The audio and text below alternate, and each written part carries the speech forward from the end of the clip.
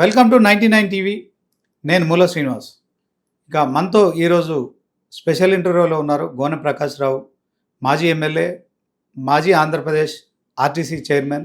So ఆయనతో ఈరోజు జాతీయ రాజకీయాలు కావచ్చు, రాష్ట్ర రాజకీయాలు ఏం జరుగుతుందో తెలుసుకునే ప్రయత్నం చేద్దాం.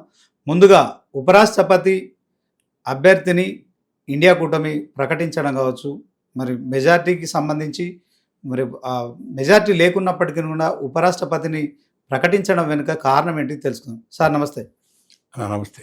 ఎట్లా చూస్తారు ఉపరాష్ట్రపతి రేసులో ఇండియా కూటమి ఒక అభ్యర్థిని, అది కూడా తెలుగు వ్యక్తిని నియమించడం కావచ్చు, దీంట్లో మరి ఖచ్చితంగా మెజార్టీ లేదని తెలిసి కూడా ఎందుకు దీన్ని సపోర్ట్? వాళ్ళు ఏ కారణాలతోటి నిర్ణయించింది అనేది నేను చెప్పలేను సార్.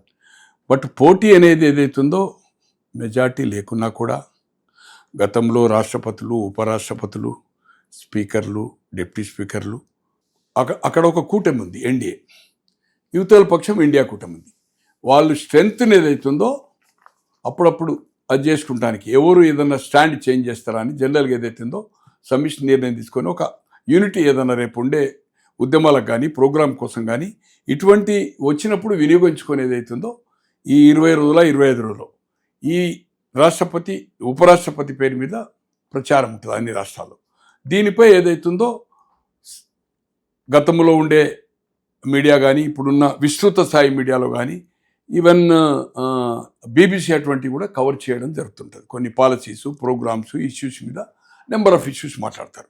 అలాగే పోటీ అనేది ఇది కామనే, మెజార్టీ ఉంటేనే అవిశ్వాస తీర్మానం పెడుతుంది లోక్సభలో కానీ అసెంబ్లీలో కానీ పలుసార్లు.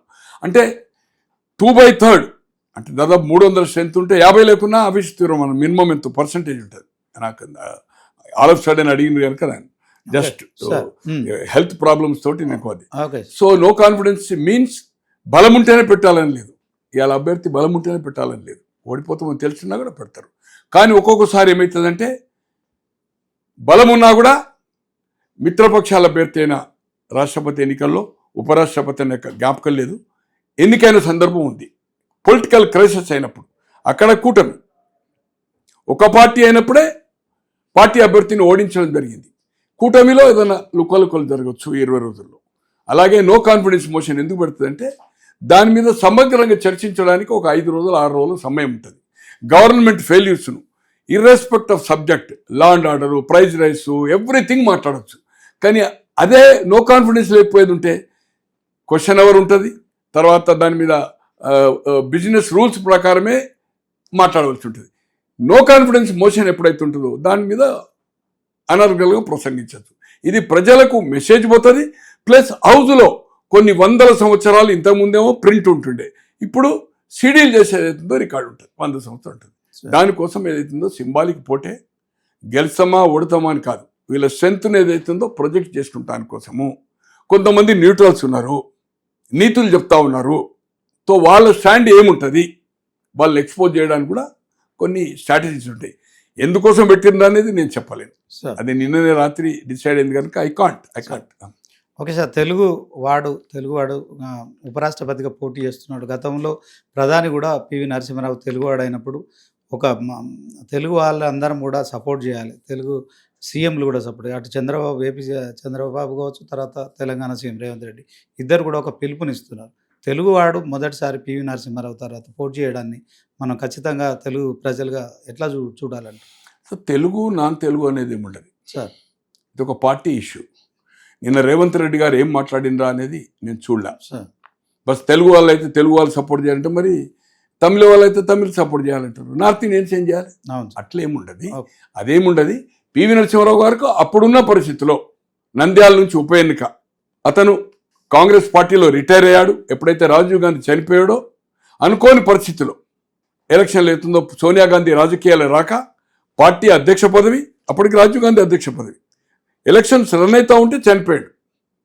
సో పార్టీ అధ్యక్ష పదవి అతనికి అప్పచెప్పింది, ప్రధాన పదవి కూడా ఏదైతుందో 240 సీట్లు. ఆ రోజు సోనియా గాంధీ అనుకుంటే ప్రధాని అయ్యే అవకాశం ఉండే, కానీ ఆమె ఏదైతుందో రాజకీయాలు రాక 98లో వచ్చింది.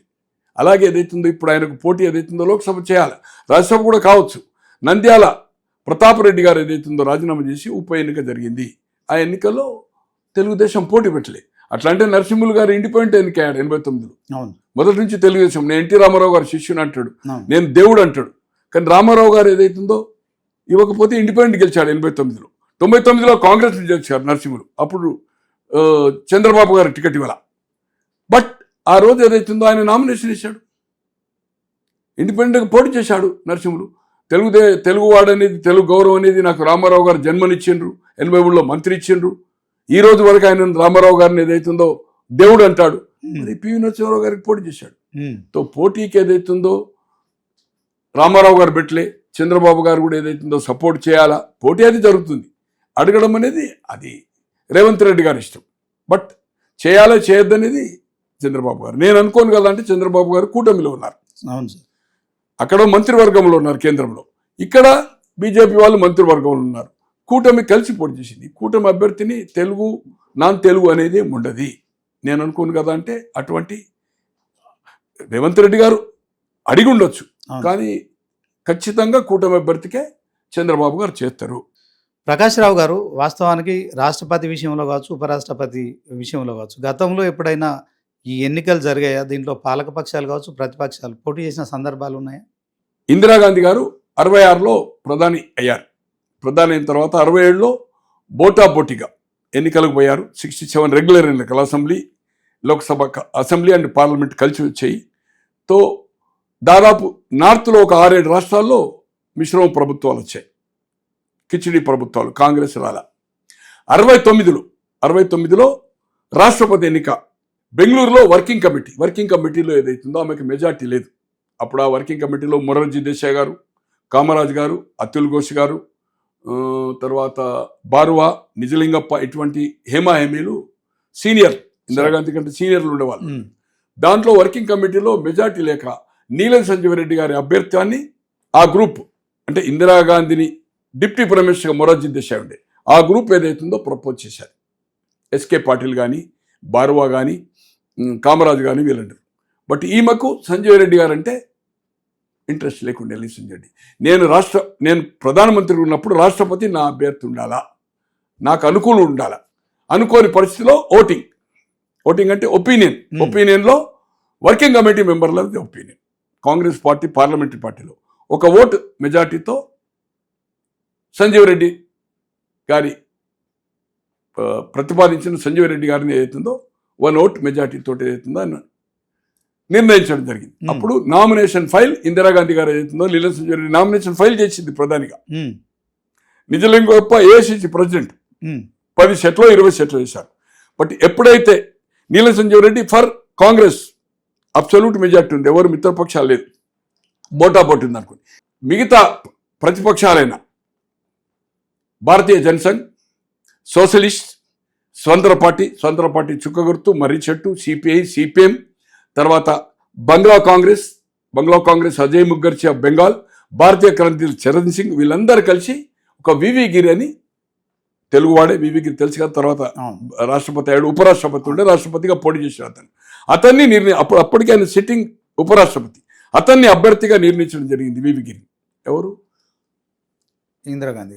ఇందిరాగాంధీ గారు కాదు, అపోజిషన్ అన్ని పార్టీలు కాదు. ఇందిరాగాంధీ గారు సంజయ్ రెడ్డి నామినేషన్ ఫైల్ చేసింది, ఇందిరాగాంధీ గారు ప్రధాని, వాళ్ళందరూ నిర్ణయించిన తర్వాత చివరి నిమిషంలో సంజయ్ రెడ్డి గారు వస్తే నేను ఏదైనా నిర్ణయాలు తీసుకున్నప్పుడు ప్రెసిడెంట్ అడ్డు చెప్పొచ్చు అనే ఉద్దేశంతో అంతరాత్మ ప్రబోధం మీద ఓటు అడిగింది. అంతరాత్మ నామినేషన్ ఫైల్ చేసింది. నిజలింగప్ప ఏఐసిసి ప్రెసిడెంట్, ఈమె ప్రధాని. బట్ అంతరాత్మ ప్రబోధం మీద ఓటేయమన్నది డైరెక్ట్ వివి గిరి కాక స్వయంగా ఏదైతుందో అక్కడ వైపీ చవాన్ మహారాష్ట్రలో కావచ్చు, ఇక్కడ వెంగళరావు గారు చీఫ్ మినిస్టర్ కావచ్చు, 69 వెంగళరావు గారు, బ్రహ్మాంద్ రెడ్డి గారు చీఫ్ మినిస్టర్, తెలంగాణ ఉద్యమం అప్పుడే స్టార్ట్ అయింది.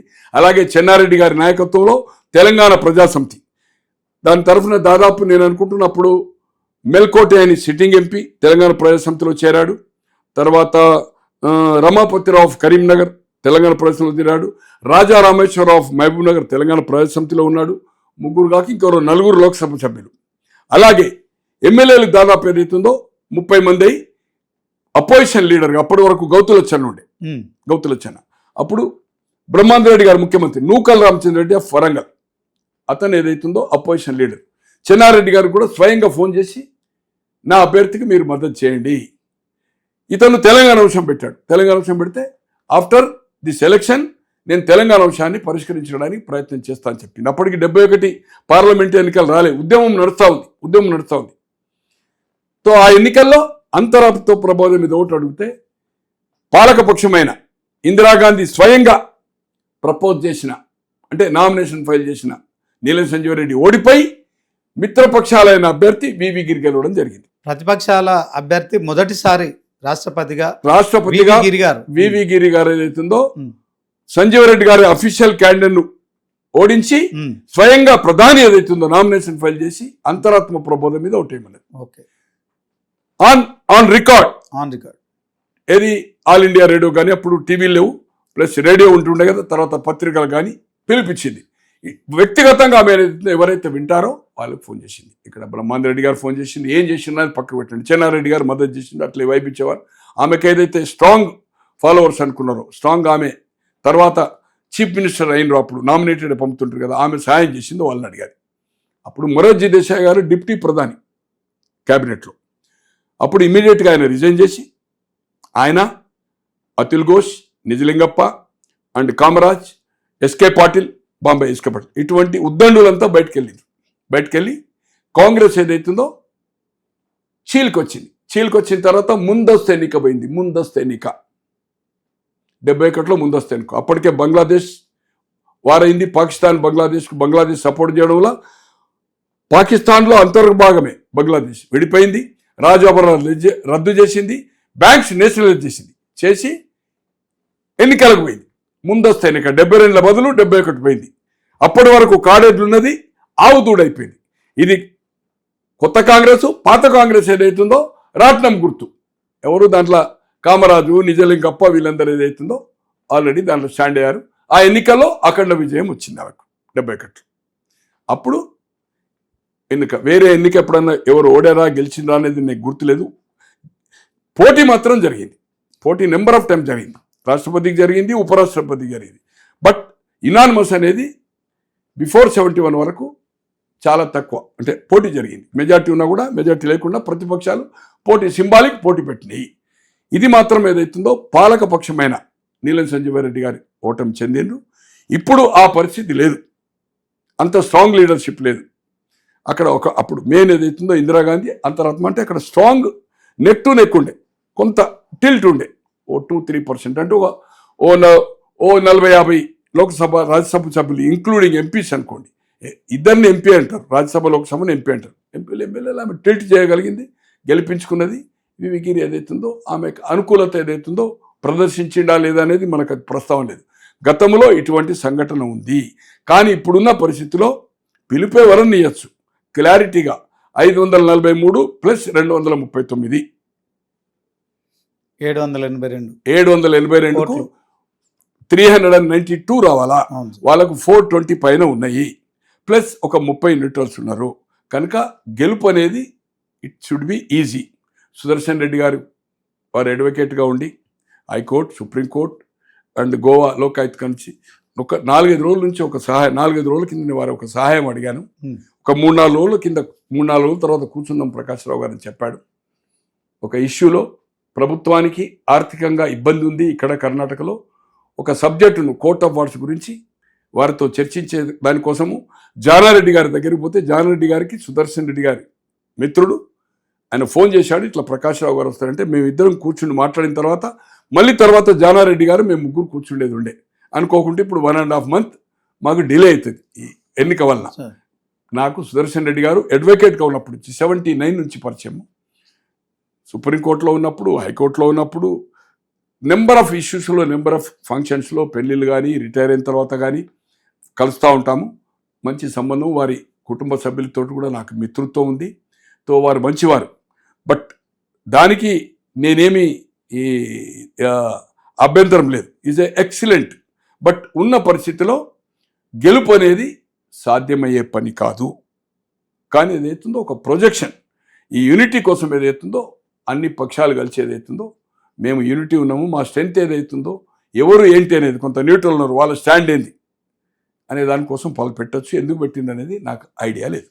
Okay sir. అంటే ఒక 54 సంవత్సరాల తర్వాత 71 నుంచి 25 ఒక 54 సంవత్సరాల తర్వాత జరుగుతున్న ఎన్నిక అప్పుడు 52 సంవత్సరాల తర్వాత ఎందుకు జరుగుతుంది ఎన్నిక? ఎవ్రీ 5 ఇయర్స్ జరుగుతోంది అన్న. ఇక వద్దన్నా, నువ్వు Wait, ఇంట్రడక్షన్ wait, చేస్తే wait. మళ్ళీ ఎక్కడికి పోతుంది. అన్నాను. నువ్వు వద్దు అన్న, 52 సంవత్సరాలు జరిగే ఎన్నిక ఏందన్నా? ఎన్నిక దానికంటే ముందు కూడా జరగవచ్చు కదా. ఓకే ఓకే వద్దన్న, ఇక్కడికి క్లోజ్ అయ్యేది. ఓకే సరే. నువ్వు ఇంట్రడక్షన్ నీదంతా పెట్టినావు అనుకో, నువ్వు తప్పు చెప్పేది మళ్ళీ చర్చ అవుతుంది, నేను చిరాకు అవుతుంది, నేను వెళ్ళిపోతా. అర్థమైందా? దాన్ని క్లోజ్ చేయి, దాని చాప్టర్ క్లోజ్ చేయి. ఇప్పుడు బీహార్ ఎన్నిక కూడా అసెంబ్లీ ఎన్నిక అయితే దేశవ్యాప్తంగా ఒక చర్చ జరుగుతుంది. ఓట్ చోర్ గద్దీ చోర్ అని రాహుల్ గాంధీ ఒక నినాదం తీసుకొస్తున్నారు. First time election commission, central election commission మీద అభిశంసన అనేది ఒక తీసుకురావాలి అనే ఆలోచన కాంగ్రెస్ పార్టీ తీసుకున్నది కావచ్చు. తర్వాత అదే క్రమంలో తెలంగాణలో జూబ్లీహిల్స్ ఉప ఎన్నిక కూడా జరగబోతుంది. ఆ ఎన్నిక కావచ్చు, ఈ ఎన్నిక కావచ్చు, ఎలా ఉండబోతుంది అన్న? జూబ్లీ హిల్స్కును నేషనల్ కైనా సంబంధం పెడతావు అన్న, రెండు అడుగుతుంది. రైట్. ఓకే. ఎట్లా అన్నా నువ్వు? చాలా చిరాకు చేస్తున్నావు. 1 minute. దేశవ్యాప్తంగా బీహార్ అసెంబ్లీ ఎన్నిక ఇప్పుడు అందరి దృష్టిని అయితే ఆకర్షిస్తుంది. దాంట్లో చాలా పెద్ద ఎత్తున ఓట్లు చోరీ చేశారని రాహుల్ గాంధీ ఆరోపిస్తున్నారు. సో దాంట్లో ఆయన మరొకసారి పాదయాత్ర చేయడానికి కావచ్చు, తర్వాత ఎలక్షన్ కమిషన్ పై కూడా ఆయన అభిశంసన తీర్మానం చేయబోతున్నారు. సో మొట్టమొదటిసారి ఎలక్షన్ కమిషన్ను ఇన్వాల్వ్ చేయడం కావచ్చు, మరి దేశానికి స్వాతంత్రం వచ్చిన ఈ 79 సంవత్సరాల్లో ఇట్లాంటి పరిస్థితి రావడం కావచ్చు, బీజేపీ దాన్ని వాడుకుంటుంది ఎలక్షన్ కమిషన్ అని ఆరోపణ చేయడం ఎట్లా చూస్తారు? అట్లా ఏదుంటే రాహుల్ గాంధీ గారు ఏం చెప్పినా నేను ఫాలో అవ్వాలి. అదే నిజమైతే కర్ణాటకలో, తెలంగాణలో కాంగ్రెస్ పార్టీ రాదు కదా. అమేథీలో పోయినసారి ఏదైతుందో గత ఎన్నికల్లో 19 ఎన్నికల్లో రాహుల్ గాంధీ ఓడిపోయాడు కదా. స్మృతి ఇరానీ గెలిచేదైతుందో మంత్రి అయింది కదా. మోడీ గారికి చాలా సన్నిహితం కదా, చాలా అంటే చాలా సన్నిహితం కదా. ఆమె ఎట్లా ఓడిపోతుంది? అమేథీలో మొన్న ఓడిపోదు కదా. అవును. తో ఓటర్ లిస్టులో బీహార్లో ఏదైతుందో 60 లక్షలు ఏదైతుందో, నాకుండే పరిజ్ఞానము, నేను ఫాలో కాలేదు రాహుల్ గాంధీ గారు ఏం మాట్లాడినారు. చోరీ అనేది ఉండదు. ఎవరైతే ఇప్పుడు నా ఓటే ఉంది, గ్రామంలో నా ఇంటికి పోయిండు, నేను 72 నుంచి ఇప్పటి వరకు ఇంట్లో ఉంటలేను, అక్కడ వాకప్ చేస్తారు. ఎవరో నా ఇంట్లో ఊరిలో చిన్న గోనిట్లా కిరాయి ఉంటున్నారు, అది ఫ్రీ ఇచ్చాను నేను. వాళ్ళు ఈయన ఉంటుండ అంటే లేడా హైదరాబాద్లో, ఓటర్ లిస్ట్ తీసేస్తారు, చనిపోయిందంటే తీసేస్తారు. ఇప్పుడు ఈ 60-65 లక్షలు ఎంతమంది తీశారో వాళ్ళంతా ఇక్కడ వలస వచ్చిన వాళ్ళు. కొందరు కర్ణాటక, కొందరు తమిళనాడు, కొందరు ఢిల్లీ, తర్వాత కొందరు బాంబే, ఇక్కడ హైదరాబాద్లో ఉన్నారు. వాళ్ళు ఎప్పుడు 10 ఏళ్ళకెళ్ళి లేనప్పుడు ఏదైతుందో ఓటర్ లిస్టులో పేరు తీసేసి ఉండొచ్చు. ఒకటి, ఓటర్ లిస్టులో స్వగ్రామంలో నీవు లేకున్నా ఓటర్ లిస్టులో పేరు చేర్పించుకునే అవకాశం నీకు ఎలక్షన్ షెడ్యూల్ వచ్చే వరకు కూడా ఉంటుంది. నోటిఫికేషన్ వచ్చినాక ఉండదు. You can enrol. తో ఆ పద్ధతిలో తీసేసిండు, కానీ ఏదో సెలెక్టెడ్ తీసేసిండు అని నేను అనుకోను. బట్ అభిషన్ అంటే వాళ్ళ మీద పార్లమెంట్లో ఏదో పెట్టవచ్చు, దాంట్లో ఏం తప్పేం లేదు. వాళ్ళకి స్ట్రెంత్ అపోజిషన్ 99 ఉంది కనుక, కూటమికి 200 చిల్లరనే కనుక పెడతారు. దాని మీద చర్చ జరుగుతుంది. నేను అనుకోను కదా ఏదవుతుందో ఇంపార్షియల్గా. అట్లా అనుకుంటే ఈ 2 రాష్ట్రాల్లో కాంగ్రెస్ పార్టీ రాదు, ఏ పరిస్థితిలో రాదు. అట్లనే అమేథీలో ఓడిపోదు, స్మృతి ఇరానీ ఓడిపోదు. పోటీగా ఏదైతుందో వాళ్ళకు మళ్ళీ 300 పైన సీట్లు ఉంటే మళ్ళీ 300 వస్తుండే కదా. అట్లేం జరుగుతుందని నేను అనుకోను. బట్ రాహుల్ గాంధీ గారి స్టాండ్ కానీ, కాంగ్రెస్ పార్టీ స్టాండ్ కానీ నేను అనుకోను కదా. అంటే ఏదైతుందో ఓటర్ లిస్టు వాకప్ చేసే, అక్కడ లేరు కనుక వాళ్ళు తీసేసిండ్రు. మళ్ళీ కూడా నిజంగానే ఆ ఓటర్లు ఓటు వేయాలనుకుంటే అక్కడ ఖచ్చితంగా మీ దగ్గర లిస్ట్ ఉంది, ప్రతి పేరు చూపుతున్నారు కదా, వాళ్ళు ఎన్రోల్ చేసుకోవచ్చు. ఓకే. అదే రాహుల్ గాంధీ ఈవీఎంలు, బ్యాలెట్లు అనే అంశాన్ని కూడా తీసుకొస్తున్నారు. దాన్ని ఎట్లా చూడవచ్చు? సరే, అదే అంటున్నా సార్. ఈవీఎం బ్యాలెట్ కరెక్టా, ఈవీఎం తప్ప, ట్యాంపరింగ్ అయితే కర్ణాటకలో ప్రభుత్వం రాదు కదా అంటున్నా. బీజేపీ ప్రభుత్వం అధికారం ఉంది, కేంద్రంలో ఉంది. ఎట్లా ఓడిపోయింది? ఇక్కడ ఎట్లా ఓడిపోయింది? 8 అసెంబ్లీ ఎందుకు వచ్చినాయి? ఇక్కడ 8 అసెంబ్లీ ఎందుకు వచ్చినాయి? సో అది అంటే నా వ్యక్తిగత అభిప్రాయం. బట్ ఓటర్ లిస్టులో చేర్పులు తెలుగు నా స్వయంగా 83లో నాది ఓటర్ లిస్టులో లేదు, తహసీల్లో ఉండే. అనుకోకుండా నేను ఎమ్మెల్యే నోటిఫికేషన్ అయినాక మంచిర్యాలలో కృష్ణారావు గారు అని చైర్మన్ ఉండే, వాళ్ళ ఇంట్లో నాకు చేర్చారు కనుక అయింది. రెండోసారి 2004లో నేను ఆర్డీఓ ఆఫీసులు చెప్పొచ్చాను, నేను హైదరాబాద్లో ఉంటాను, నాది హైదరాబాద్లో ఓటు కాదు, నా ఊరిలో ఉంది, ఊరిలో ఉండాలా, అది డిలే టికెట్ అయ్యేది ఉంటే నువ్వు బాధ్యత చెప్పిన. అయినా ఓటర్ లిస్టులో ఊరిలో ఎంక్వైరీ చేశారు, తీసేశారు. నేను కరెక్ట్ నామినేషన్ అప్పుడు పోయినా, అంటే టికెట్ రాలేదనుకోండి 2000, ఓటర్ లిస్టులో పేరు లేదు, తో ఒకసారి 71లో గుజరాత్ నుంచి మిను మసాని అనుకుంటా, మిను మసాని, ఐ థింక్ మిను మసాని, స్వతంత్ర పార్టీ చుక్క గుర్తు నుంచి ఎవరో ఒక ఎంపీ ఉండే, భార్యాభర్తలు, ఒకరు ఒక పార్టీ ఒకరు ఒక పార్టీ, ఇద్దరు ఒకే పార్టీ, నాకు గుర్తులేదు. 67 నుంచి 71 వరకు, అంటే 72 వరకు కానీ 71లో ఎన్నికైంది. Correct sitting MP, sitting Lok Sabha సభ్యుడు నామినేషన్ అప్పుడు నోటిఫికేషన్ అయినాక అయిపోయాడు. నామినేషన్కు 4వ రోజు 5వ రోజు 7 రోజులు నామినేషన్, 8 స్క్రూటినీ, 9th 10th విడ్రాస్, 20 రోజులు ఎలక్షన్, 30 days ఉంటుంది. ఇప్పుడు 26 చేశారు. 38th డే పోలింగ్ అవుతుంది, 29th డే నో ప్రచారం, 28th డే 4 o'clock క్లోజ్ అవుతుంది.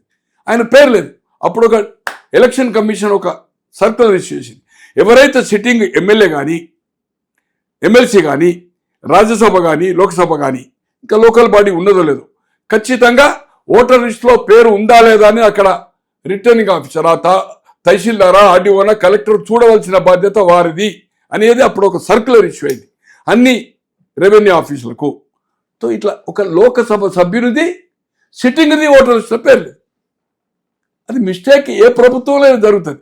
కానీ ఇంటింటికి పోయినప్పుడు లేనప్పుడు ఏదైతుందో తీస్తారు. చనిపోయిన లెటర్ తీస్తారు. ఇక్కడ 10 ఏళ్ళకే లేడు, ఆ ఇల్లే అమ్మేసిండు ఆయన, ఓ ఇల్లు కిరాయికి ఇచ్చిండు, మా కిరాయికి ఇచ్చిండు పోయిండు 10 ఏళ్ళ అంటే తీసేస్తారు కదా. కేంద్రంలో అధికారంలో ఉన్న ప్రభుత్వాలు ఈడీ కావచ్చు, సిబిఐ కావచ్చు, తర్వాత కొన్ని ఆరోపణలు కూడా జ్యుడిషియల్ వ్యవస్థను కూడా శాసిస్తున్నాయి. ఇప్పుడు సెంట్రల్ ఎలక్షన్ కమిషన్ను కూడా కొంత వాటికి అనుకూలంగా చేసుకుంటున్నాయన్న విమర్శలు చేస్తున్న కాంగ్రెస్. ఇది సహజమే. కాంగ్రెస్ పీరియడ్లో ఎంత ఉంటుంది.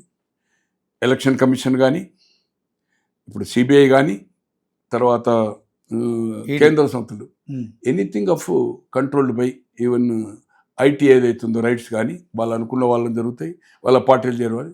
ఇది కాంగ్రెస్లో జరిగింది, ఇది బీజేపీ. ఎక్కువ మిస్యూజ్ ఆఫ్ మోడీ కాలంలో మాత్రము ఈడీ ఇది అంటారు కదా, ఎవరైతే ఉంటారో, ఎవరైతే వాళ్ళ మీద ఉంటారో వాళ్ళ పార్టీలు జరగనే ఉండదు. ఒకసారి ఎలక్షన్లో అవుతుంటే, ఎలక్షన్ జరుగుతూ ఉంటే ఐటీ రైట్స్ ఉండదు. అహ్మద్ పటేల్ రాజ్యసభ చేస్తున్నాడు, గుజరాత్ ఎమ్మెల్యేలందరినీ బెంగళూరులో క్యాంప్ ఇచ్చారు. శివకుమార్ ఇల్లు రైడ్ అయింది. గతంలో బీజేపీ ఇప్పుడు కాంగ్రెస్ వచ్చింది. సిద్ధరామయ్య ముఖ్యమంత్రి ఉంటే ఆయన హెలికాప్టర్ కూడా అది చేశారు. ఇది సహజమే. ఇప్పుడు అతిగా అంటే ఎక్కువ అంటే మిస్యూజ్ ఆఫ్ పవర్ కాంగ్రెస్ కంటే మిస్యూజ్ ఆఫ్ పవర్ మోడీ హయాంలో, వాజ్పేయిలో కూడా ఇంత జరగలే. సిబిఐ కానీ, ఈడీ కానీ, ఎలక్షన్ కమిషన్ వాళ్ళు శాసిస్తూ ఉన్నారు. నామినేటెడ్ పై వాళ్ళే కదన్నా పోస్ట్ చేసేది, ఎవరిని చేయాలనేది హెడ్స్ను వాళ్ళే కదా. స్వతంత్ర సంస్థ అయినా బట్ జరిగింది. శేషన్ అన్నాడు ఎగ్జాంపుల్. దానికంటే ముందు 24 గంటల క్యాంపెయిన్ ఉంటుండే శేషన్ రాకముందు. నోటిఫికేషన్ వచ్చినాకనే కోడ్ కండక్ట్ కౌంట్ అవుతుండే. ఈయనేమన్నాడు, షెడ్యూల్ ఇష్యూ అయిన తర్వాతనే చెప్పాడు. ప్రెసిడెంట్ ఆఫ్ ఇండియా శేషన్ గారు ఉన్నప్పుడు పార్లమెంట్ డిక్లేర్ అయింది. President of India 2 months before out of India tour ఉండే. తో ఆయన టూర్ను అబ్జెక్షన్ చేశాడు. ఒక రాష్ట్రపతి అనేవాడు ఇతర దేశాలకు పోతే మై గవర్నమెంట్ అని చెప్తాడు. రాష్ట్రపతికి ఏముండదు కదా, మా గవర్నమెంట్ ఇది చేసింది, మా గవర్నమెంట్. ఇది పాలక పక్షం మీద ఎఫెక్ట్ అవుతుంది కనుక రాష్ట్రపతి కూడా వన్స్ షెడ్యూల్ ఇష్యూ అయిన తర్వాత ఇతర దేశాలకు పోవడానికి వీల్లేదు. అఫీషియల్ అంటే పోవడం అంటే, పర్సనల్ అంటేనో వాళ్ళ ఫ్యామిలీ ఉంటే వేరే సంగతి. బట్ అఫీషియల్ అంటే అక్కడ ప్రోటోకాల్ ఉంటుంది, అడ్రసెస్ ఉంటుంది. మై గవర్నమెంట్ అని చెప్తారు, my government doing this policies అని. సో అది పాలక పక్షానికి ఫర్గా ఉంటుందని చేయడం జరిగింది. సెషన్ వచ్చిన తర్వాతనే 10:30కి క్లోజు, ఎలక్షన్ రిటర్న్స్ ఇవ్వాలి before, limitation, everyday expenditure count చేయాలి, కట్టడి చేసిండ్రు. ఈ పంపకాలంటే దొంగ పంపకాలు మనం నడుస్తుంది. కానీ బహిరంగంగా ఏదైతుందో ప్రచారాలు, వెహికల్లు, ఎక్కడ పడితే అక్కడ పోస్టర్లు, బంటింగ్స్ అన్ని క్లోజ్ అయిపోయాయి కదా.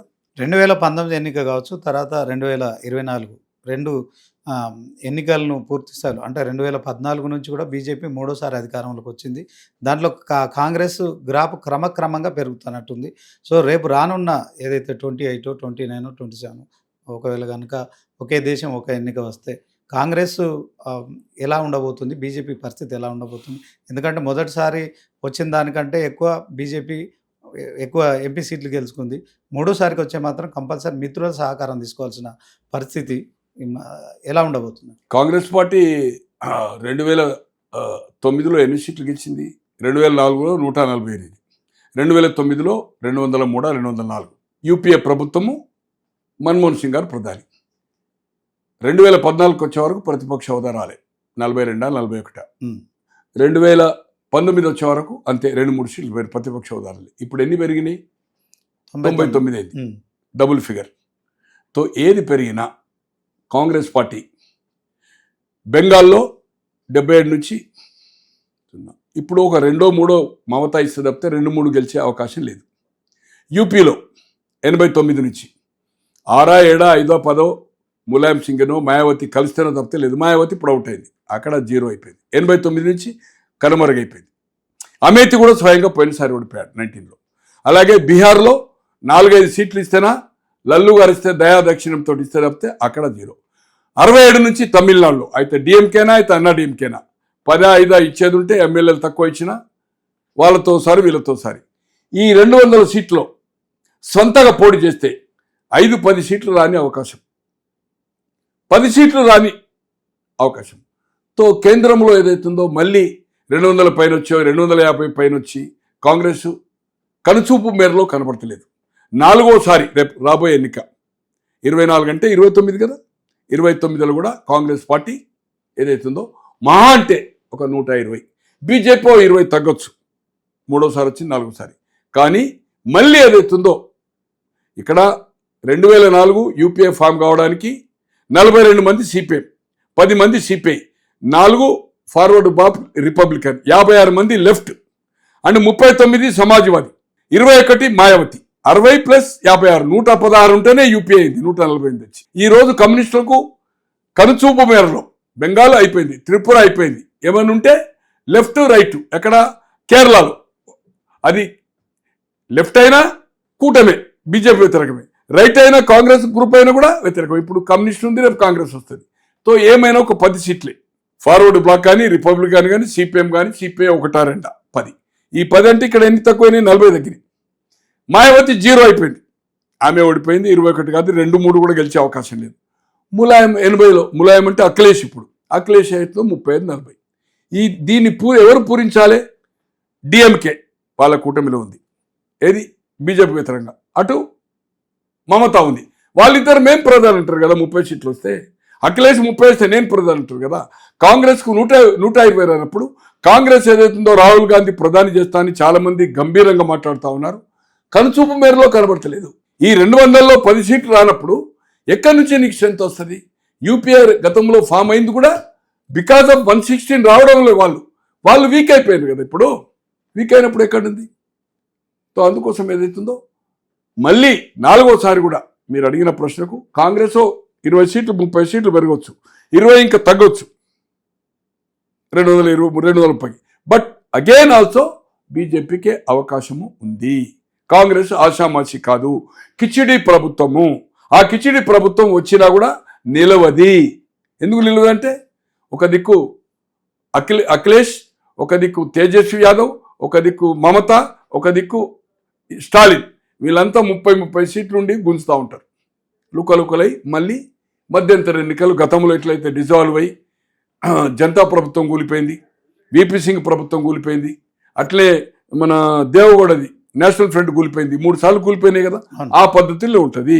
కనుక కాంగ్రెస్ అనేది ఈ 4 రాష్ట్రాల్లో గెలవడానికి ఈరోజు ప్రగల్భాలు ఎవరైతే పలుకుతున్నారో, అటు కర్ణాటక చీఫ్ మినిస్టర్ కావచ్చు, ఇక్కడ రేవంత్ రెడ్డి కావచ్చు, ఫస్ట్ మీరు concentration UP, Bengal and Bihar and Tamil Nadu.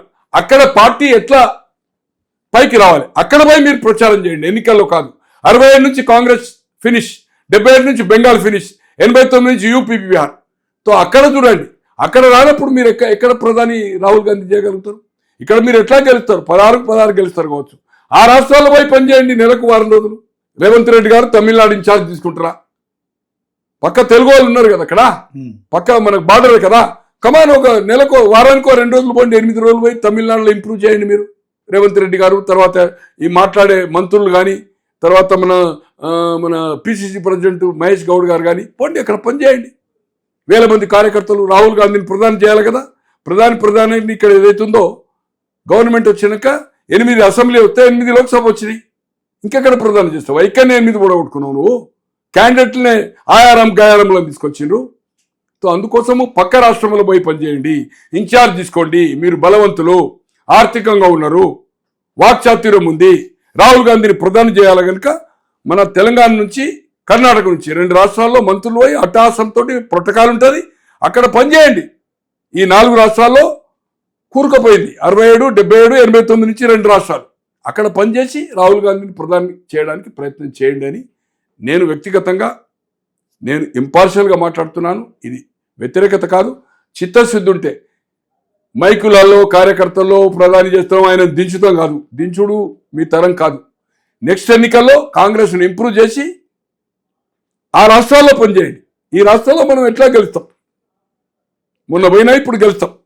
ఇక్కడ వారానికి ఒకరోజు పనిచేసినా గెలుస్తాం, కానీ పక్క రాష్ట్రాల్లో వెళ్ళండి అని మీ 990 తీరా చేతులు జోడించి నమస్కారం చేస్తున్నాం. సార్, ఇప్పుడు వాస్తవానికి 20 నెలలుగా కాంగ్రెస్ ప్రభుత్వం అధికారంలో ఉంది. ఆ పాలన ఎట్లుందంటారు? ప్రజల వద్ద వ్యతిరేకత ఉందని ప్రతిపక్షాలు ప్రచారం చేస్తున్నాయి కదా, నిజంగా ఫీడ్బ్యాక్ ఎట్లుందంటారు? సార్, సెప్టెంబర్ 30 లోపల ఎన్నికలు రాబోతున్నాయి, స్థానిక సంస్థలు. ఎప్పుడు కానీ స్థానిక సంస్థల ఎన్నికలు కొలతబద్ద కాదు, అధికార పార్టీకే ఫేవర్గా ఉంటాయి. పోయినసారి ఇక్కడ ఒక జిల్లా పరిషత్ రాలే, కరీంనగర్ అటువంటి కార్పొరేషన్ మన జిల్లా ఉమ్మడి జిల్లా అటువంటి ఒక వార్డు మెంబర్ ఒక కార్పొరేటర్ గెలవలే. 31 జిల్లా పరిషత్ 31 వచ్చినాయి, ఓడిపోయిండు కేసీఆర్. రామారావు గారు 87 అప్పటి వరకు బలైన వర్గాలకు ఒక గ్రామంలో వార్డు మెంబర్ కానీ, సర్పంచ్ కానీ, సమితి ప్రెసిడెంట్ కానీ, జిల్లా పరిషత్ చైర్మన్ కానీ, అలాగే మున్సిపల్ కౌన్సిలర్ కానీ, మున్సిపల్ చైర్మన్ కానీ, కార్పొరేటర్ కానీ, మేయర్ కానీ అయ్యే అవకాశం లేదు.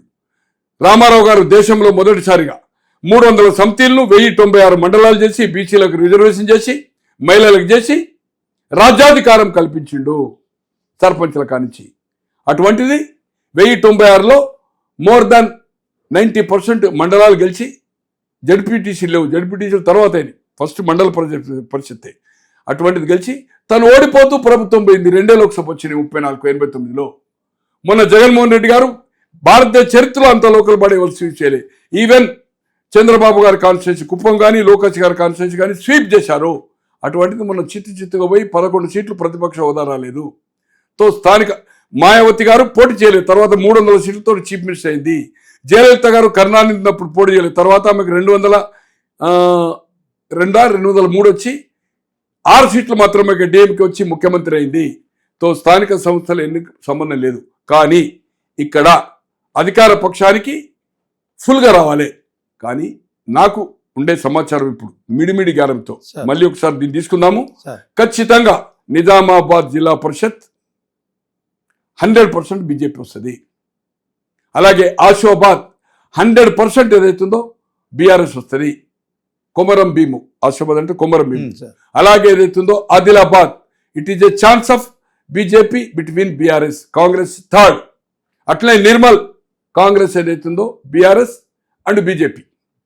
తో ఈ విధంగా ఏదైతుందో కొన్ని శాంపిల్స్, కొన్ని ఇప్పుడు నిన్న నేను పోయించాను కాదున్నారు, కొన్ని నేను ఫాలో అవుతున్నాను కనుక చెప్తున్నా. ఒక డిఫరెంట్ రిజల్ట్ ఏదైతుందో గతంలో స్థానిక సంస్థల ఎన్నికలు పార్టీకి ఫేవర్గా వచ్చింది. అంటే అధికారం ఎవరుంటే వాళ్ళు, తెలుగుదేశం ఉండొచ్చు, టీఆర్ఎస్ ఉండొచ్చు, అక్కడ జగన్మోహన్ రెడ్డి ఉండొచ్చు, ఎవరున్నా రామారావు గారు ఉండొచ్చు, వచ్చినాయి. ఇప్పుడు ఆ పరిస్థితి లేదు. బెటర్ రిజల్ట్ బీఆర్ఎస్ బీజేపీకి. మొదటిసారిగా ఎప్పుడు కానీ జిల్లా పరిషత్తులు ఎప్పుడు రాలేదు బీజేపీకి. మున్సిపాలిటీలు కూడా 1, 2, బట్ మోర్ ఇక్కడ వచ్చే అవకాశము. ఖచ్చితంగా స్థానిక సంస్థల ఎన్నికల్లో కాంగ్రెస్ ఒక నెగటివ్ బయటపడుతుంది సెప్టెంబర్ 30 లోపల. ఆ లోపల ఎన్నికలు నోటిఫికేషన్ అయిన తర్వాత మనం మాట్లాడుకుందాము. ఎన్నికల తర్వాత కూడా చూద్దాం. ఓకే సార్, 100 ఏళ్ల తర్వాత రాష్ట్రంలో కులగణన గతంలో కాంగ్రెస్ చేసింది, ఇప్పుడు తెలంగాణలో కులగణన చేసినాము. గతంలో కాంగ్రెస్ ఏం చేసింది? కులగణన చేసినాము. ఎప్పుడు చేయలేదు. 100 సంవత్సరాలు అంటున్నాం, 100 సంవత్సరాల కింద ఎక్కడ ఉంది కాంగ్రెస్ పార్టీ? వాళ్ళ రేవంత్ రెడ్డి మొన్న ఆయన అనేది. ఓకే సార్, కాంగ్రెస్ కులగణన చేసింది. 42% బీసీలకు రిజర్వేషన్లు ఇవ్వడానికి మేము చిత్తశుద్ధితో ఉన్నాము. మరి ఇటు అసెంబ్లీలో కావచ్చు, అటు క్యాబినెట్లో కూడా ఈ యొక్క తీర్మానాలు చేసినాం. ఆర్డినెన్స్ పాస్ కావట్లేదు, తర్వాత అసెంబ్లీలో చేసిన చట్టాలు రాష్ట్రపతి వద్ద పెండింగ్ ఉంటున్నాయి, బీజేపీ అడ్డుకుంటుంది అని చెప్పి ప్రచారం చేయడం, ఢిల్లీలో ధర్నా చేయడం కావచ్చు. ఎట్లా వస్తారు సార్ దీన్ని? ఏదైతుందో నీ రాజకీయ లబ్ధి కోసం నువ్వు వాడుకుంటున్నావు. నువ్వు చెప్తే వాళ్ళు చేయాలని లేదు. 9th షెడ్యూల్ అనేది ఈ ముడిపడి ఉంది ఒక రాష్ట్రానికి కాదు, దేశమంతా ఇష్యూ అవుతుంది. కనుక విస్తృత స్థాయిలో వాళ్ళు దాన్ని ఏదైతుందో గవర్నర్ గారు రాష్ట్రపతి పంపించారు 9th షెడ్యూల్. గతంలో కూడా ఉన్నాయి. సుప్రీంకోర్టు ఒక గైడ్ లైన్స్ ఉన్నది, నాట్ మోర్ దాన్ 50% అనేది ఉంది. దానికోసం వాళ్ళు they will take the time. నువ్వు ఎన్నికల డేట్ పెట్టి అక్కడ సెప్టెంబర్ 30 నీకు నిధులు రాకపోతే నువ్వు ఏదైతుందో కోర్టు డిసిషన్ వచ్చిందని కనుక ఆధారబాధాలుగా చేస్తున్నావు. బీసీ చేయాలని లేదు. ఈ చిత్తశుద్ధి ఉంటే 42% నువ్వు కామారెడ్డి రెడ్డిని ఎన్నికల లబ్ధి కోసం చేశారు కాంగ్రెస్ పార్టీ. ఇప్పుడు ఏదైతుందో పార్టీ అక్కడ బిల్లు పెట్టకున్నా కూడా పాస్ కాకుండా కూడా నువ్వు పార్టీ పరంగా ఇవి ఇస్తానని చెప్పారు కదా, పార్టీ పరంగా 42 ఇవ్వండి. ఎవరు అభ్యంతరం పెడతారు? జనరల్ సీట్లో కూడా బీసీకి ఇవ్వండి. బట్ బీజేపీని తప్పు పట్టడానికి వీల్లేదు. మీ ఎన్నికల లబ్ధి కోసం మీరు మేనిఫెస్టోలు పెట్టారు, డిక్లరేషన్ చేశారు, సాధ్యం కాని హామీలు డిక్లరేషన్ చేశారు. సార్, రాజ్యాధికారం మీరు అంటున్నారు. ఇప్పటి వరకు స్వాతంత్రం వచ్చిన తర్వాత 47 నుంచి ఈ రాష్ట్రంలో కష్టకాలంలో ఇందిరాగాంధీకి 78లో రీబర్త్ కదా, ఇక్కడ జనతా ప్రభుత్వం కేంద్రంలో ఉంది, ఇక్కడ అంటే బ్రహ్మాందరెడ్డి కాంగ్రెస్, అక్కడ ఏఐసిసి ప్రెసిడెంట్, ఇక్కడ విజయభాస్కర్ రెడ్డి గారు, వెంగళరావు గారు చీఫ్ మినిస్టర్. ఆమెకు బడుగు బలైన వర్గాలే 175 సీట్లు ఇచ్చారు కదా, జనతాకు 60. సిట్టింగ్ ఇక్కడ ముఖ్యమంత్రి ఉన్న వెంగళరావు గారు, బ్రహ్మాందరెడ్డి, విజయభాస్కర్ రెడ్డి గారు ఉన్న పార్టీకి 30 సీట్లే. 80లో ఆమె భయపడేదైతుందో యూపీలో 77 ఓడిపోయినప్పుడు మెదక్ ఆమెకు గెలిపించింది కదా, మెదక్ ఉంచుకొని రాయబరేలీ రిజైన్ చేసింది కదా. రాజీవ్ గాంధీ గారు 84లో 400 180 అయినప్పుడు తెలంగాణలో 39 వచ్చినాయి కదా. 89లో అధికారం కోల్పోయి విపి సింగ్ ప్రధాని అయినప్పుడు ఎప్పుడు బడుగు బలైన వర్గాలు ఈ రాష్ట్రంలో ఇందిరాగాంధీ గారు కానీ, సోనియా గాంధీ యూపీఏ కానీ, అంటే రాజశేఖర రెడ్డి గారి పిల్లలు 2004 2009లో హయ్యెస్ట్ సీట్లు ఇచ్చింది యూపీఏ ఫామ్ కావడానికి ఆంధ్రప్రదేశ్. ఎప్పుడు ఇస్తే ఇప్పటి వరకు ఇక్కడ బలైన వర్గాలకు ఎందుకు ముఖ్యమంత్రి ఇవ్వలేదండి? ఎందుకు ఇవ్వలేదండి? నువ్వు క్యాబినెట్లో ఎందుకు ముగ్గురే మంత్రులా? క్యాబినెట్లో ఎందుకేవు? కార్పొరేషన్ పదవులు ఎన్ని ఉన్నాయో లెక్క పెట్టండి మీరు. నేను చెప్పడం బాగుండదు. ఎన్ని ఇచ్చినావు బీసీకి? నువ్వు స్థానిక సంస్థల ఎన్నికల్లో అక్కడ కావాలని చెప్తున్నావు. నీ దగ్గర ఉన్న మంత్రివర్గంలో ఎన్ని ఇచ్చావు?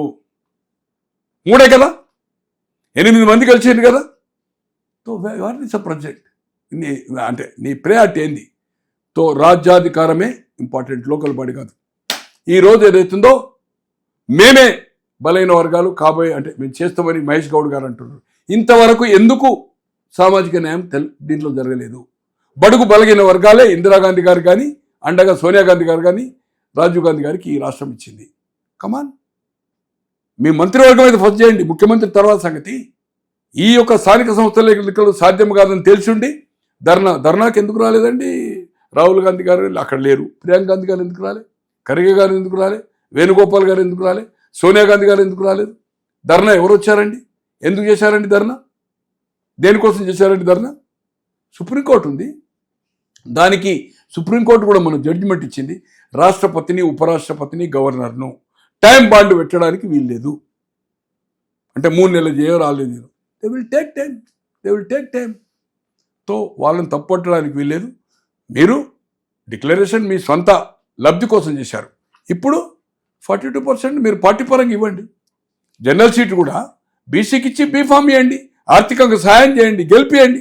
అక్కడ ఉండే అగ్రవర్గాలు ఎవరైతే ఆ అవకాశం కోల్పోతారో వాళ్ళను సమన్వయం చేసి గెలిపించి మీ చిత్తశుద్ధిని నిరూపించుకోండి. కానీ బీజేపీనో ఇంకెవరినో నిందించడం కాదు. మీరు చేసిన డిక్లరేషన్ కోసం, మీ యొక్క స్వార్థం కోసం వాళ్ళు ఆదరబాదరగా చేయాలని లేదు. సుప్రీంకోర్టులో ఉంది కనుక ఇది అన్ని రాష్ట్రాలకు, కేంద్రంలోని అన్ని రాష్ట్రాలకు రేపు ఫ్రెషర్ చేస్తారు కనుక దానివల్ల ఇబ్బందులు, చిక్కులు అన్నీ ఏదో ఆలోచించి ఆచితూచి నిర్ణయం తీసుకుంటారు. ఓకే సార్, ఈ 42%లో కూడా 10% ముస్లిం జనాభాను కలిపారని బీజేపీ ఆరోపిస్తుంది కదా, దాని అది నాకు ఫాలో కాలే ఐడియా. అంటే జనరల్గా ఏంటంటే ముస్లిమ్స్ అంటే ఈ దూదేకలు అని ఉంటాయి కదా కొన్ని, అట్లా కలిసింది. కానీ ముస్లిమ్స్ను కలిపినని నేను అనుకోను. అది బీజేపీ ఏదైతుందో క్రిటిసైజ్ అని కాదు. నేను ఐ థింక్ 9 to 10% మొన్న ఈ కులగన చేసినప్పుడు ఏదైతుందో వాళ్ళ కమ్యూనిటీ ఉందో వాళ్ళు బీసీల కింద వస్తారు కదా, వాళ్ళు అఫీషియల్గా బీసీ కింద వస్తారు. అది ముస్లింలో ఒక తెగ, ముస్లింలో తెగ ఉపకులం కనుక అది వస్తుంది. నేను అనుకోను కదా, అంటే అది బీజేపీ తప్పు ఆరోపణ చేస్తుంది. ముస్లిం కలిపింది, ముస్లింను కలిపే అవకాశమే లేదు. ఓకే. ఇప్పుడు తెలంగాణలో కూడా బీహార్ ఎన్నికలతో పాటు జూబ్లీహిల్స్ కూడా ఉప ఎన్నిక జరగబోతుంది. దాంట్లో BRS sitting seat Maganti Gopinath గారు అకాల మరణం చెందారు.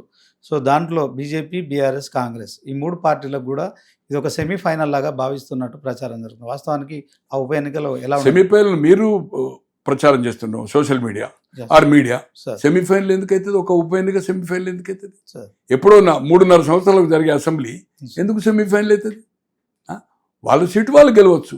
ఇక్కడ ఏదైతుందో ఈ ఉప ఎన్నిక బీహార్కు సంబంధం లేదు. 6 నెలలు కూడా పెట్టాలి కనుక అది నెక్స్ట్ మంత్ ఉన్నది కనుక ఉప ఎన్నికలు ఎన్ని ఉన్నా దేశంలో ఇప్పుడు ఇంకో 10 రోజులకు చనిపోయినా కూడా 1 మంత్లో కూడా ఉప ఎన్నిక రావచ్చు. ఎప్పుడే కానీ ఏదైతుందో ఒకసారి నోటిఫికేషన్ షెడ్యూల్ ఇష్యూ అయినప్పుడు వాటితో పాటుగా ఉప ఎన్నికలు చేస్తారు. జూబ్లీహిల్స్ అవుతుంది. నాకుండే సమాచారము ఇంకా చాలా సమయం ఉంది. 10 రోజుల కింద 2 నేషనల్ సర్వే చేశాయి. 9% ఎడ్జ్ ఉంది. 9% edge of BRS followed by Congress, BJP third. అంటే పార్టీలో ఎవరు క్యాండిడేట్ అని అది చేయలేదు. ఒక సంస్థ ఏదైతుందో నిబద్ధత సంస్థ, నా మిత్రుంది, నేషనల్ లెవెల్లో very famous, that is people's pulse, Ravichandra దానికి లీడ్ చేస్తాడు. 9% ఎడ్జ్ ఉంది. మైనార్టీలో ఒకటి, మైనార్టీ ఓట్లు అధికంగా ఉన్నాయి. నేను అనుకుంటున్నది ఇక్కడ దాదాపు 1,20,000 దానికా ఉంటుంది. 4 లక్షల దానికా ఓట్లున్నాయి. 1 lakh దానికా ఉన్నాయి. దాంట్లో 49, 40 అంటే బీజేపీ ఒక 2-3%. బట్ ఇక్కడంతా కొంచెము మిడిల్ క్లాస్ వాళ్ళు ఏదైతుందో బీఆర్ఎస్ ప్రభుత్వంలో మాకు బాగా ఉండే అనేది వాళ్ళ అభిప్రాయం, ఒపీనియన్ చెప్పారు. మైనార్టీ ఓట్లు కూడా ఏదైతుందో బీఆర్ఎస్కి ఏదైతుందో మోర్ దాన్ 45% వాళ్ళ సర్వేలో తేలింది. అంటే ఇక్కడ బీఆర్ఎస్ రేపు నా వ్యక్తిగత అభిప్రాయం అయితే ఇది కాంగ్రెస్ గెలిచే సీట్ అని నేను అనుకుంటున్నాను. అంటే 1 minute లెట్ us కంప్లీట్. నా వ్యక్తిగత అభిప్రాయం. సర్వేలు చూస్తే మాత్రం ఉన్నాయి. అది 15 రోజుల కింద సర్వే, మళ్ళీ అప్డేట్ చేయొచ్చు. ఇంకా మనకు షెడ్యూల్ కానీ నోటిఫికేషన్ ఇష్యూ కాలే కనుక ఏదైనా మార్పులు జరగవచ్చు. బట్ బీఆర్ఎస్ జడ్జి కాంగ్రెస్ మీద వ్యతిరేకత ఉంది. ఇక్కడ క్యాండిడేచర్ పరంగా ఎంఐఎం కూడా ఈజ్ అ బిగ్ రోల్. వాళ్ళు ఏదైతుందో వాళ్ళ ఓటింగ్ ప్యాటర్న్ కూడా వాళ్ళ సేమ్ మీద మైనార్టీ లక్ష ఉన్నా కూడా వాళ్ళు చెప్తే ఏదైతుందో మోర్ దాన్ 40%, 40 to 55% వాళ్ళ సేవ్ ఉంటుంది. వాళ్ళు కనుక ప్రచారం చేస్తే, అంటే వాళ్ళ పట్వా ఇస్తే, వాళ్ళు ఏదైతుందో వాళ్ళ మన అసద్ గారు కానీ వాళ్ళ క్యాడర్ కానీ పనిచేస్తే ఏదైతుందో వాళ్ళ ఓటు ఏదైతుందో ప్యాటర్న్ వాళ్ళ ముస్లిం మీద ప్రభావం ఉంది. ఒక 50% వాళ్ళ ప్రభావం ఉండదు. వాళ్ళు చెప్పినా వాళ్ళు వేయరు, వాళ్ళు ఇండిపెండెంట్ డిసిషన్ తీసుకుంటారు. అంటే మామూలుగా ఇట్లాంటి ఉప ఎన్నిక జరిగిన పార్టీని చూస్తారా సార్, ప్రజలు వ్యక్తిని చూసి ఓటేస్తారా? అట్లేం లేదు. పాలకపక్షము లక్ష్మీపార్వతి గారు, చంద్రబాబు గారు ముఖ్యమంత్రిగా గెలిచారు. రామారావు గారు ముఖ్యమంత్రి ఉండగా, మీరు అప్పుడు ఏజో నాకు తెలియదు. 83 నేను జూలైలో రాజీనామా చేశాను, జనవరిలో ఎన్నికై. మీది జీలకుంట కదా? అవును సార్. అదే ఇప్పుడు ఓదెల మండలంలో మీది జీలకుంట. సో అక్కడ బై ఎలక్షన్ నవంబర్లో జరిగింది. ఎన్టీ రామారావు 40 గ్రామాలు తిరిగాడు, 6 మంత్రులు, ఒక 50 మంది ఎమ్మెల్యేలు, వేముల రమణయ్య అని సమితి వైస్ ప్రెసిడెంట్, పెద్దపల్లి సర్పంచ్, అప్పుడు గ్రామ పంచాయతీ పద్మశాలి, వాళ్ళ 10,000 ఓట్లు అయినా రామారావు గారు 40 గ్రామాలు తిరిగాడు. 40 గ్రామాలు టచ్ అయింది. పెద్దపల్లికి వెళ్ళి మొత్తం అంతా రేగడి మట్టిది, ఏది కూనారం, ఎన్నంపల్లి, ఇది మన దీని మీదకి వెళ్ళి పోయినాక అటు పోయి మళ్ళీ ఇట్లా వచ్చాడు. అలాగే సీరియస్ కాన్స్టిట్యూషన్. ఆ రోజుల్లో 7 లక్షల రూపాయలు ఖర్చు పెట్టాడు. 7 లక్షల రూపాయలు. ఎవరు అంతా లక్షన్నరే. 83 అసెంబ్లీ ఎన్నికలు మేమంతా లక్షన్నరే. 7 లక్షలు ఖర్చు పెట్టినా ముకుందర్ రెడ్డి గారు ఉప ఎన్నికలు గెలిచాడు. అయితే మిట్పల్లి ఉప ఎన్నిక వచ్చింది చంద్రబాబు గారు అప్పుడు. సాగర్ రావు గారు 98లో ఎల్ రమణ సిట్టింగ్ లోక్సభ సభ్యుని ఓడించి అయిన తర్వాత ఉప ఎన్నిక వచ్చింది. ఉప ఎన్నిక వస్తే చంద్రబాబు గారు 2 రోజులు క్యాంపెయిన్ చేశాడు. పెద్ద ఆర్గనైజేషన్ విద్యాసాగర్ రావు గారని టీడీపీ క్యాండిడేట్, కొమ్మిరెడ్డి జ్యోతక్క, రాములు వాళ్ళ భార్య బై ఎలక్షన్లు గెలిచింది. తో బై ఎలక్షన్ ఎప్పుడు కానీ పాలకపక్షం గెలిచిన సంఘటనలు ఉన్నాయి, ప్రతిపక్షం గెలిచిన సంఘటన. ఇది సెమీఫైనల్ అనేది వర్డ్ అనేది ఇంపాసిబుల్. దీనికి కొలతబద్దే కాదు. అలాగే లోకల్ బాడీ పవర్ పార్టీకి ఎప్పుడు ఫేవర్గా ఉంటాయి. బట్ అసెంబ్లీ ఎలక్షన్ వచ్చే వరకు ఉల్టా అవుతాయి. అది రామారావు గారు చూసాం, మనం వ్యవస్థ ఇచ్చి, జగన్మోహన్ రెడ్డి గారు చూసాం, ఇక్కడ కేసీఆర్ చూసాం, పోటీ చేయకున్న మాయావతి అక్కడ పవర్లో వచ్చింది చూసాము, అక్కడ జయలలిత వచ్చింది చూసాం. కనుక దీనికి దానికి సంబంధం లేదు. అలాగే ఉప ఎన్నికలకు సంబంధం లేదు. ప్రకాష్ రావు గారు వాస్తవానికి కాంగ్రెస్ పార్టీలో ఉమ్మడి ఆంధ్రప్రదేశ్ ముఖ్యమంత్రిగా పనిచేసిన రాజశేఖర్ రెడ్డి, ఆ తర్వాత ఇప్పుడు తెలంగాణ ప్రత్యేక రాష్ట్రానికి ముఖ్యమంత్రిగా రేవంత్ రెడ్డి ఉన్నారు. సో వీళ్ళిద్దరికి సంబంధించిన అంశంలో మరి రాజశేఖర్ రెడ్డి నాకు ఆదర్శం అని రేవంత్ రెడ్డి చెప్తున్నారు. మరి దాంట్లో ఆయన పాలన ప్రతిబింబించే విధంగా రేవంత్ రెడ్డి పాలిస్తున్నాడు అంటే ఎప్పుడు చెప్పాడు నాకు? నేను చూడలే, ఫాలో కాలే. ఏమని చెప్పాడు రేవంత్ రెడ్డి గారు, ముఖ్యమంత్రి గారు? ఏంది నాకు ఆయన ఆదర్శం అని చెప్పాడా? ఎప్పుడు చెప్పాడు? అంటే చంద్రబాబు ఒక నగరాన్ని నిర్మించాడు, రాజశేఖర రెడ్డి ఒక నగరాన్ని నిర్మించారు, కులీ కుతుబ్ షా ఈ 3 నగరాలు నిర్మించారు. నేను 4వ నగరాన్ని నిర్మించబోతున్నా, 4th సిటీ నిర్మించబోతున్నా, తెలంగాణను ప్రపంచానికి పరిచయం చేయబోతున్నా, మాకు తెలంగాణ ఫ్యూచర్ సిటీగా పోతుంది, సో ప్రపంచంతోనే మాకు పోటీ అని చెప్పి చెప్తున్న సందర్భం. రైట్. నేను చాలా స్టేట్మెంట్ చూస్తాను సార్. విజన్ ఉంది, కసి ఉంది, కానీ 2 అడుగులు ముందుకు 4 అడుగులు వెనక్కేస్తున్నాడు. హైడ్రా అనేది ఎంతో అదిగా చేశాడు మనం చూసాం. మరి ఎట్లా ఈల్డ్ అయింది అనేది మనం చూస్తున్నాం. ఆయన ఫ్యూచర్ సిటీ, 4th సిటీ అనేది ఎక్సలెంట్, ల్యాండ్ ఎక్వైర్ చేస్తున్నాడు. కానీ ఏదైతే ప్రపోజల్ ఇస్తున్నాడో, మెట్రో ఉంది ఎగ్జాంపుల్, సికింద్రాబాద్ జేబీఎస్ నుంచి, పరేడ్ గ్రౌండ్స్ నుంచి అప్ టు షామీర్పేట్, ఇది మియాపూర్ టు సంగారెడ్డి, ఇది హైటెక్ నుంచి ఎయిర్పోర్ట్, తర్వాత ఇది ఎల్బీ నగర్ నుంచి హయత్ నగర్, ఇంకోటి ఫ్యూచర్ సిటీ. ఇన్ని మెట్రో ఒరిజినల్గా దేశంలో ప్రపంచంలో అన్ని నష్టమే. కమర్షియల్ ప్రాపర్టీస్ ఇచ్చినా వర్కౌట్ అవుతలేవు. ఇన్ని ప్రాజెక్టులు ఒక్క రాష్ట్రానికి ఏదైతుందో కేంద్రం ఎందుకు ఇస్తుందండి మ్యాచింగ్ గ్రాంట్? వాళ్ళు ఇవ్వాలి కదా, రాష్ట్రం ఇవ్వాలి. ల్యాండ్ ఎక్వైర్కు వాళ్ళు కూడా ఇవ్వాలి కదా, 30-40% ఇచ్చాడు. ఇక్కడ మెట్రో అయిందంటే డ్యూటీ ఆఫ్ జయపాల్ రెడ్డి గారు, out of the way urban development minister ఉండే, బికాస్ ఆఫ్ జయపాల్ రెడ్డి గారు. అంత ఆషామాషి కాదు ఆయన అనుకుంటా మెట్రో. అలాగే future city plan is good, ప్రపంచమే పోటీ, భారతదేశంలో నెంబర్ 1 ఇది. ఆయన ఆలోచన విధానంలో నేను తప్పు పట్టడం లేదు. కానీ డిసిషన్ మేకింగ్లో ఈల్డై 2 అడుగులు వెనుకపోతున్నాడు. ఈరోజు రాజశేఖర రెడ్డి అన్నడా లేదా నాకు తెలియదు, ఆదర్శం అంతే. అంటే ఈరోజు రామోజీ ఫిలిం సిటీ అక్రమంగా ఏదైతుందో ప్రజా రహదారిని ఉంది రికార్డెడ్గా. నేను మొన్న రెవెన్యూ మినిస్టర్ ఇచ్చాను, చీఫ్ మినిస్టర్ కూడా ఇవ్వడానికి అపాయింట్మెంట్ అడుగుతున్నాను. ఇంకో 4-5 రోజుల తర్వాత అపాయింట్మెంట్ అడుగుతాను. ఇక్కడ జరగకపోతే సోనియా గాంధీ గారికి ఇస్తాను. రాజశేఖర రెడ్డి గారు 482 మంది నిరుపేదలకు ఒక పట్టాలు ఇచ్చారు. అక్కడ దాంట్లో రాణిస్తలేడు. అక్రమ నిర్మాణాలు ఉన్నాయి. అసైన్మెంట్ ల్యాండ్ ఉంది, భూదాన్ ల్యాండ్ ఉంది, ఆ అనాజ్పూర్ ఎస్సీల ల్యాండ్ ఉంది, కోర్టులో కొట్లాడుతున్నారు. అటువంటి అక్రమాలు చేసిన రామోజీరావుకు నువ్వు అక్కడికి వెళ్ళి ఏదైతుందో పరామర్శించడం జరిగింది. ఆయన ఉన్నప్పుడు చనిపోయింది అనుకోండి, ఎండార్ చేస్తున్నావు, ఎట్లయితుంది? ఇక్కడ నాకు మంచి సలావుద్దీన్ ఓవైసీ గారే నేను వారితో ఎమ్మెల్యే ఉంటే 83లో బాగా చనువు ఉండే నాకు. అసద్ బాయ్ తోటి చాలా చనువు నాకు. ఈరోజు చెరలో కట్టడం జరిగింది కాలేజీ, అది మార్కింగ్ చేశారు. ఇప్పుడు ఏమంటుండదంటే ఎడ్యుకేషన్ ఇన్స్టిట్యూషన్ వదిలిపెడతామని చెప్తున్నారు. మొన్న హైడ్రా ఆయన పేరేంది, రంగనాథ్ గారే స్వయంగా చెప్పిండు. ఎట్లండి మరి నిరుపేదలు ఇల్లు లేరు, ఆస్తులు అమ్ముకొని బ్యాంకులకి వెళ్ళి లోన్లు తెచ్చుకొని ఉంటే వాళ్ళని ఏదైతుందో నువ్వు కూలగొడుతున్నావు ఎట్లా పేరు మీద. అది చెరలో కడితే అది ఎడ్యుకేషన్ ఇన్స్టిట్యూట్ అంటున్నావు. నాకు ఇల్లు లేడానికి ఇల్లు ఇస్తా అంటున్నావు. నేను ఇల్లు కట్టుకొని నా కష్టార్జితం అంతా నేను చేస్తే ఇవాళ రోడ్ల మీద పడేసినవేను, అవకాశం ఇవ్వలేదే. ఒక 2 అడుగులు ముందు కంటే 4 అడుగులు వెనకేశాడు. చాలా ఉంది దీని సబ్జెక్టు, 45 గంటలు మాట్లాడగలుగుతాం. పత్రికలకు చెప్పడం కాదు, ఆచరణలో ఉండాలి. చిత్తశుద్ధి ఉంది. భగవంతుడు ఆయన చెప్పినట్టుగా 10 ఏళ్ళు ఉంటా అన్నాడు. గతంలో టీడీపీ ఉంది, తర్వాత కాంగ్రెస్ ప్రభుత్వం ఉంది, తర్వాత టీఆర్ఎస్ వచ్చింది. 10 ఏళ్ళు ఉండాలని మనస్ఫూర్తిగా కోరుకుంటున్నా. దానిలో రేవంత్ రెడ్డి గారు ఉంటే కూడా నాకేం అభ్యంతరం లేదు, ఎవరు వచ్చేది లేదు. కానీ మాటలతో కాదు, చేతల్లో చూపెట్టాలి. ఎవరికి లొంగద్దు, ఎవరున్నా అక్కడ లేదు. ప్రజా ప్రయోజనాల దృష్ట్యా ఎవరితో రాజీ కావద్దు, ఒకరికి ఎగ్జంప్షన్ ఇవ్వద్దు, చట్టానికి వదిలిపెట్టాలి. ఎనీబడి దాని కాన్సిక్వెన్స్ ఏమున్నా పర్లే. హైడ్రా కొనసాగించాలంటారా?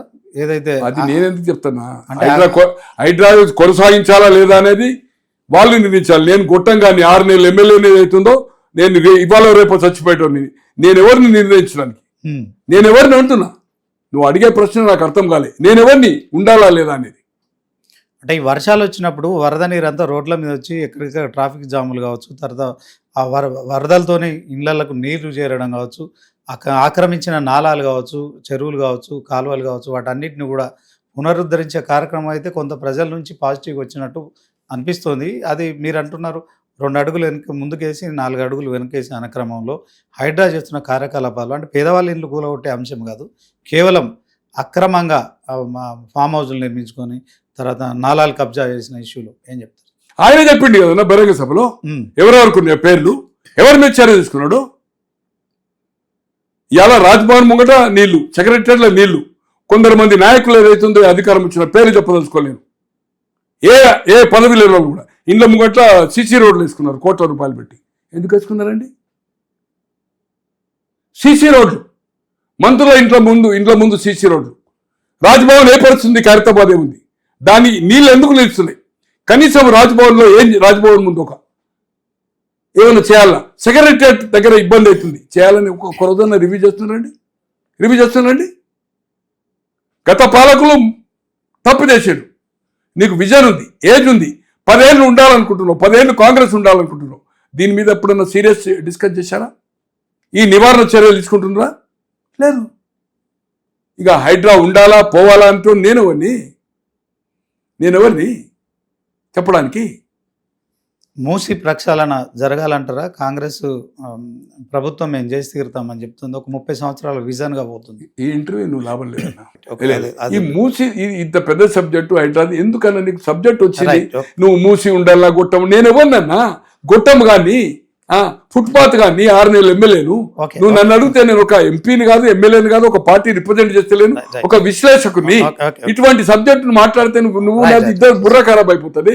3 పార్టీల్లో ఇప్పుడు అంతర్గతంగా ఇటు కవిత కేసీఆర్ విషయంలో కావచ్చు, తర్వాత మరి రామచంద్రరావు ఏదైతే డమ్మీ ప్రెసిడెంట్ అంటున్నారు, మరి ఒకవైపు రాజేందర్ను బండి సంజయ్ పంచాయతీ కావచ్చు, అలాగే డమ్మీ వాడు గొట్టంగా అంటే నేనేం చెప్పాలన్నా? డమ్మీ ఎట్లయితాడు? ఇది ఇంటర్వ్యూ కాదు. బీఆర్ఎస్ పార్టీలో కవిత ఇష్యూను ఎట్లా చూస్తారు? కవిత ఒక వెంటగా లెక్క పెట్టగలుగుతావా? వెంటక Kavitha going to the expel from the party. ఆమె ఒక పార్టీ సభ్యురాలు ఎమ్మెల్సీగా. నేను ఒక కేసీఆర్ని ఒప్పుకుంటే ఎవరు ఒప్పుకుంటా అంటే కాదు, పార్టీ నిర్ణయించింది, పార్టీ అధ్యక్షునికి అధికారాలు ఉన్నాయి, అన్ని ఎండాప్ చేసింది. ఇవాళ వర్కింగ్ ప్రెసిడెంట్ కేటీఆర్, ఆయన కొడుకు కావచ్చు, నీకు అన్న కావచ్చు, బట్ అందరి ఆమోదంతో ఆయన వర్కింగ్ ప్రెసిడెంట్ అయిండు. ఆయన అన్ని కార్యక్రమాలు చూడలేడు కనుక పార్టీ వ్యవహారాలు కేటీఆర్ చూస్తున్నాడు. పార్టీ నిబంధనలకు అనుకూలంగా ఉంటే ఉండాలి, లేకపోతే గెట్ అవుట్. సమయము ఆసన్నమైంది. ఇదే విధంగా ప్రవర్తిస్తే సెప్టెంబర్ 2 వచ్చిన తర్వాత జనరల్గా రిజిస్టర్డ్ పార్టీ కొన్ని బైలాస్ ఉంటాయి, పార్టీ నియమావళి. ఒక పార్టీ సభ్యున్ని ఎక్స్పెల్ డైరెక్ట్ చేయడానికి వీలేదు, అంటే బహిష్కరణ. ఫస్ట్ అతను యాంటీ పార్టీ యాక్టివిటీ చేస్తే షోకాజ్ నోటీస్ ఇవ్వాలి, దానికి ఒక 15 రోజులు టైం అనేది ఉంటుంది పార్టీ నియమావళిలో. తర్వాత సస్పెండ్, తర్వాత ఎక్స్పెల్. ఆమెను డైరెక్ట్గా ఎక్స్పెల్ చేస్తారు, బహిష్కరణ. ఆమెకు తండ్రి కొడుకుల అన్నా చెల్లెల సంబంధం ఉండొచ్చు, ఆమె జీరో. ఆమె వల్ల బీఆర్ఎస్కు ఏం ఎఫెక్ట్ కాదు, ఏమి డ్యామేజ్ కాదు. ఆమె ఎక్కువ ఊహించుకుంటున్నది. కేసీఆర్ కూతురు కాకపోతే జీరో. భారతీయ జాగృతి కాదు, దేశమంతా తిరుగుతూ ఉంటుంది. తిరుగు. ఒక రౌండ్ టేబుల్ సమావేశం అని పెట్టి మెదకులో డాకా గ్రూప్ వాళ్ళని డబ్బులు ఇచ్చో 300 మంది లేడీస్ టెంట్ కింద కూర్చుని పెట్టిండు. రౌండ్ టేబుల్ సమావేశం అంటే మీరు మేధావే కదా, ఇంటలెక్చువల్ కదా, మీడియా రంగంలో 20 ఏళ్ళకెళ్ళి పనిచేస్తుంది కదా.